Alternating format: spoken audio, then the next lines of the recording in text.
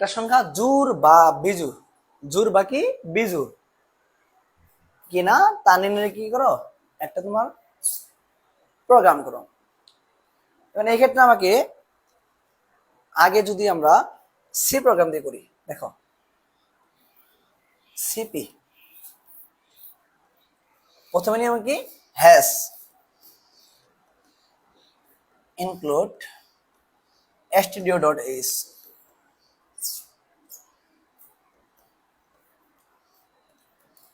Integer main function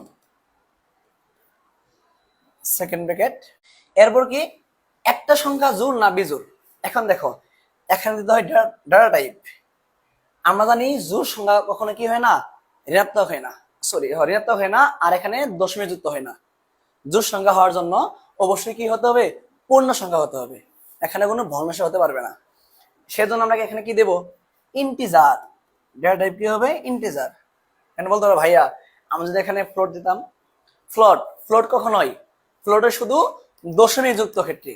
আমি যদি বলি 4.2 সংখ্যাটা কি জোড় সংখ্যা, এটা কিন্তু জোড় সংখ্যা না।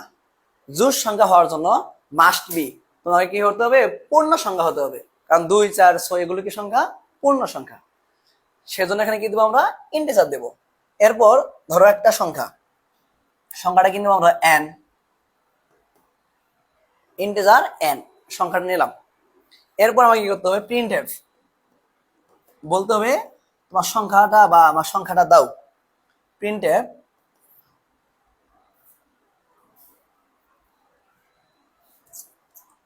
enter the value of n।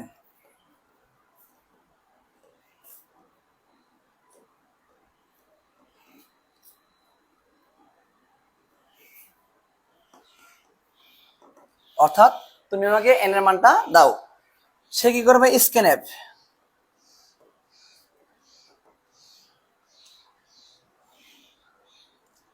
বলবে এখানে ধর পার্সেন্ট কি নেব, পার্সেন্ট ডি, যেহেতু এখানে কি হয়েছে আমার ইন্টিজার হয়েছে, পার্সেন্ট ডি নিলাম।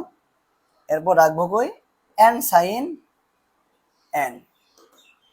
এরপর কন্ডিশন দিতে হবে। এখন ইন কন্ডিশনটা কি আমার ছোট্ট ছিল কি, আগে দেখো ছোট্ট কি ছিল, ইফ প্লাস কন্ডিশন। এখন একটা সংখ্যা জোড় না বিজোড় আমরা কিভাবে বুঝবো, বোঝার নিয়ম হলো, যদি তুমি সংখ্যাটিকে 2 দ্বারা ভাগ করো, ভাগ করার পর ভাগশেষ 0 হয়, ভাগশেষ কি হয়, 0 হয়, তাহলে সংখ্যাটিকে হলো কি আমার জোড় সংখ্যা। আর যদি ভাগশেষ 0 না হয় তাহলে কি হবে, বেজোড় সংখ্যা। ধরো একটা সংখ্যা 4, 2 দ্বারা ভাগ করি, 2 দিয়ে কি হয় 4 হয়, ভাগশেষ কি হয়েছে 0। তাহলে আমরা বলতে পারি কি এই 4 সংখ্যাটিকে সংখ্যা জোড় সংখ্যা। আর যদি 0 না হয়, ধরো 5, 2 2 4, ভাগশেষ কত হবো 1, ভাগশেষ কি 0 হয়েছে না, 0 হয় নাই, তাহলে সংখ্যাটা কি সংখ্যা, বেজোড় সংখ্যা। অর্থাৎ এখানে কন্ডিশন দেব কি, কন্ডিশন হলো n, অর্থাৎ এই সংখ্যাটা n বলতে বোঝায় কি যে কোনো সংখ্যা হতে পারে। এই সংখ্যাটা যদি মডুলাস চিহ্ন 2 দ্বারা মডুলাস করা হয়, সেক্ষেত্রে যদি কি হয়, ভাগশেষ কি হয় 0 হয়। তাহলে কি সত্য হলে জোড় সংখ্যা, আর মিথ্যা হলে কি সংখ্যা, বেজোড় সংখ্যা। এখন কি করতে হবে, যদি সত্য হয় আগে প্রিন্টএফ। আর একটা জিনিস খেয়াল করো, কখনো এই ইফ বা ইফ ইলস যাই দিয়ে না কেন, সেক্ষেত্রে কি হবে না, এখানে যদি ইফ বা ইলস ইফ দেওয়া হয়, এই কন্ডিশনের পরে কি হয় না, কখনো সেমিকোলন হয় না। এটা খেয়াল করো, যদি তুমি কখনো সেমিকোলন দাও সেক্ষেত্রে তোমার প্রোগ্রামটি রান করবে না, অর্থাৎ ভুল দেখাবে। যে কোনো কন্ডিশনের ক্ষেত্রে কখনো কি হয় না, সেমিকোলন হবে না। আর আমরা আগে দেখে এসেছি যে কি, যদি ইয়েস হয় তাহলে প্রিন্টএফ কি লিখবো আমরা, যে দা নাম্বার ইজ পজিটিভ, ও সরি পজিটিভ না, দ্য নাম্বার ইজ কি ইভেন। সংখ্যাটি কি সংখ্যা? জোড় সংখ্যা। পার্সেন্ট ডি আছে কার মধ্যে? আছে এন এর মধ্যে। আর যদি ন হয় সেক্ষেত্রে কি হবে? ইলস, অন্যথায়। সেকেন্ড ব্র্যাকেট প্রিন্টএফ বলবে কি দা নাম্বার ইজ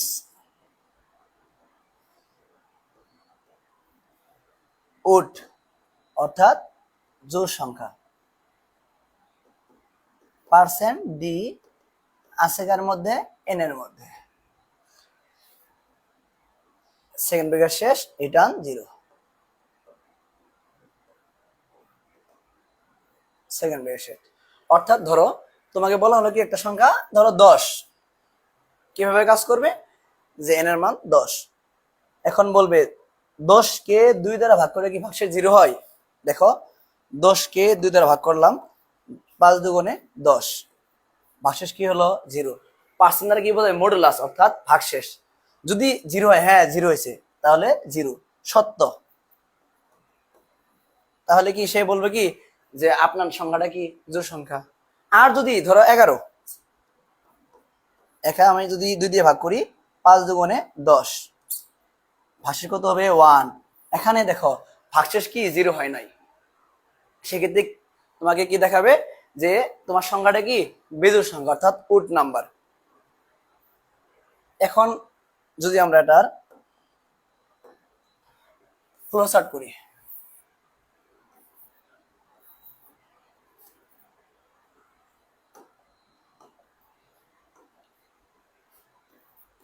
ফ্লো চার্ট, তাহলে দেখো প্রথমে কাজ কি আমার? শুরু করা, স্টার্ট। এরপর কাজ কি? ইনপুট। ইনপুট কি একটা সংখ্যাটা এন নিলাম, যদি সংখ্যাটা দিয়ে দেয়, তারা যদি কি বলে যে একটা সংখ্যা ধরো 10, 10 সংখ্যাটি জোড় না বিজোড়, সেক্ষেত্রে এখানে ইনপুটের এই সামগ্রিক চিহ্নটা হবে না, শুধু হবে কি একটা প্রক্রিয়াকরণ চিহ্ন, অর্থাৎ লিখতে হবে n ইকুয়াল টু কি 10, শুধু এর বিকল্প এটা দিলেই হবে। যদি মান তারা কি করে? নির্দিষ্ট করে। আর যদি অনির্দিষ্ট করে, যদি বলে একটি সংখ্যা, যে কোনো সংখ্যা, সেক্ষেত্রে লিখতে হবে কি n। আচ্ছা, এরপরে কি ইনপুট নেওয়া হলো, এখন দেবো কন্ডিশন। আমরা জানি কন্ডিশন চিহ্ন কি, দেখো এটা হলো আমাদের কন্ডিশনাল চিহ্ন, সিদ্ধান্ত চিহ্ন। কি হবে? n মডুলাস 2 ইকুয়াল ইকুয়াল কত? 0 কিনা। অ্যান্সার দুইটা, একটা ইয়েস আর একটা কি নো। যদি ইয়েস হয় তাহলে কি প্রিন্ট করতে হবে? প্রিন্ট করতে হবে আউটপুট হবে কি সংখ্যা? Even number. আচ্ছা, শর্ট করে লিখি ইভেন। আর যদি নো হয় তাহলে কি প্রিন্ট করতে হবে? Ode number. এখন এখানে যেহেতু আউটপুট কয়টি হয়েছে? দুইটি হয়েছে, সেজন্য তোমাকে কি করতে হবে? এটা একটা সংযোগ চিহ্ন যুক্ত করতে হবে, এরপরে কি হবে? কাজ শেষ, অর্থাৎ এন্ড। এটা হলো কি যে একটা সংখ্যা জোড় না বিজোড় তার জন্য কি একটা ফ্লো চার্ট। এখন যদি বলা হয় যে অ্যালগরিদম কি, অ্যালগরিদম বা এর এর মতোই, শুধু দেখতে হবে কি। আচ্ছা, আমি এটা শেষ করে দিই।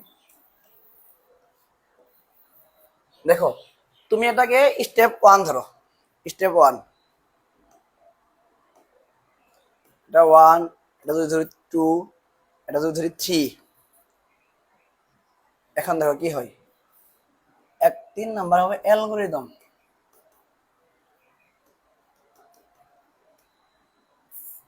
প্রথমে স্টেপ 1 শুরু করি,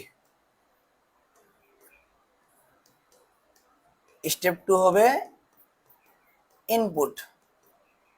ইনপুট কি n, স্টেপ 3 কন্ডিশন, অর্থাৎ কি এই শর্ত দিতে হবে। কন্ডিশনটা কি, যে ইফ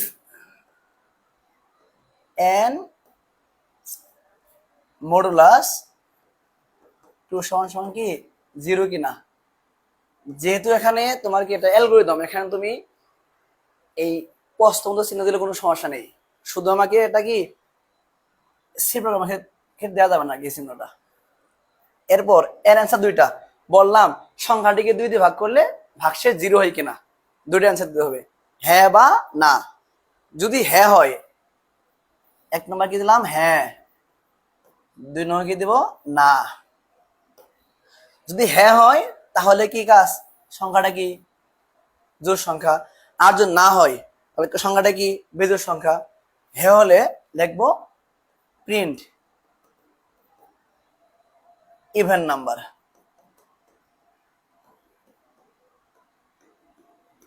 আর যদি ন হয় কি লিখবো, প্রিন্ট ওড নাম্বার। এরপর কাজ কি, স্টেপ 4 কাজ শেষ। আমরা চাইলে লিখতে পারতাম যে ইয়েস হলে গো টু স্টেপ 4, সাইডে যাও, গিয়ে লেখো কি যে প্রিন্ট ইভেন নাম্বার। আর ন হলে পাশে যাও, গিয়ে লেখো কি প্রিন্ট ওড নাম্বার। স্টেপ 6 কি হলো নি, যে কাজ শেষ। তার থেকে কি এটা ইনশাল্লাহ সহজ প্রক্রিয়া, যে হ্যাঁ হলে জোড় সংখ্যা আর না হলে কি বেজোড় সংখ্যা। এবার কাজ শেষ। শুধু অ্যালগরিদম নিজের ভাষায় আর কি, তুমি যেভাবে ইচ্ছা সেভাবে ইউজারকে বোঝাতে পারলে হলো।